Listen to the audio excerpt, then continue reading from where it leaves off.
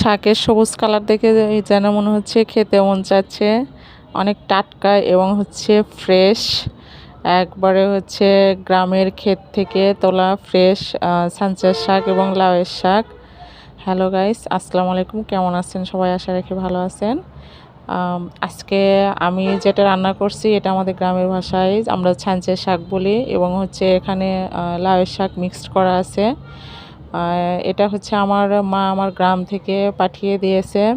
আমি ছোটোবেলা থেকে শাকটা খুব পছন্দ করতাম। তো যেই আমার বাড়িতে আসুক না কেন, আমার মা চেষ্টা করে সব সময় হচ্ছে লাউয়ের শাকটা এবং হচ্ছে ছাঞ্চের শাকটা পাঠিয়ে দেওয়ার জন্য।